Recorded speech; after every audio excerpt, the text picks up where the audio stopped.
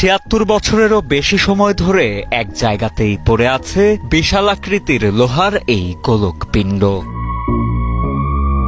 দেখতে সাধারণ একটি বয়ার মতো মনে হলেও বয়াটিকে ঘিরে জুড়ে আছে অনেক ইতিহাস, জনমনের বিশ্বাস আর লোকশ্রুতি। ৪৮ সন তুফানের মাগরিবের হারে দিয়ে আমি তারিগঞ্জ বাজারও আসিলাম। রাত তুফান হয়েছে, সেই রাইতে এই বয়া আসি জানো, ইয়ের মধ্যে আসিল এই বয়া ইয়ানো খাড়া গেছে।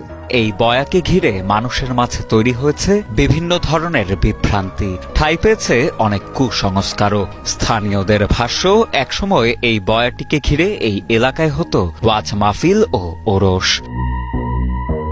বয়াটির সামনে সমবেত হয়ে মিলাদ এবং জিকির করতেন মানুষজন। কে মোমবাতি জ্বালায়, কে মিলাদ ধরায়, কে সিন্নি খাবাই, এই কিনে আমরা দিই আর চলে এই আর কি।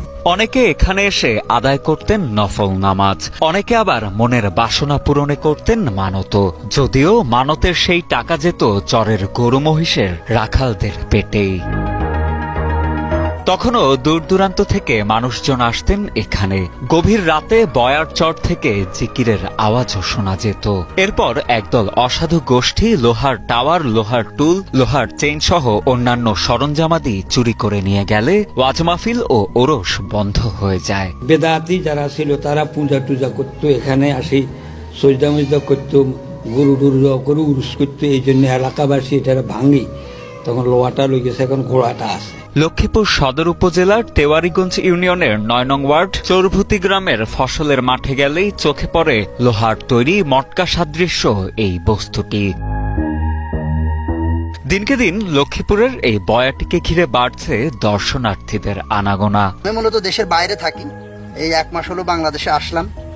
তো ভাবলাম আমার বন্ধু আকাশ, তাকে ছবি দেখালাম যে ঐতিহাসিক জায়গাটা আমাদের এত কাছে দেখা দরকার, তাই মূলত দেখতে আসলাম।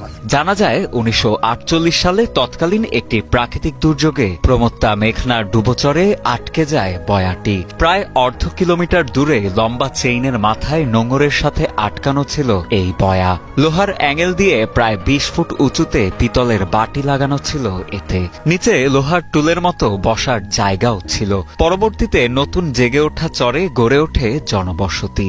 সেই থেকে সময়ের স্রোতে একসময় এই বয়া ঘিরেই এলাকাটির নাম হয়ে যায় বয়ার চর। ১৯৪৮ সালে একটা বিশাল বড় বন্যা হয়েছে। ও বন্যার সময় এই বয়াটা এখানে আসতে বাসি। এরপরে এই বয়াকে কেন্দ্র করে এই চরটার নামে উঠছে বয়ার চর। মটকা সাদৃশ্য বয়াটি লক্ষ্মীপুরের একটি ঐতিহাসিক নিদর্শন। তাই সংশ্লিষ্ট মহলকে এই বয়াটি যথাযথ প্রক্রিয়ায় সংরক্ষণ ও রক্ষণাবেক্ষণ করার দাবি জানান সচেতন মহল। আমরাও দাবি জানাই এই বয়াগুলো যেখানে আছে এখানেই যেন একটা ঐতিহাসিক স্থাপনা হিসেবে প্রশাসন যেন সংরক্ষণ করে।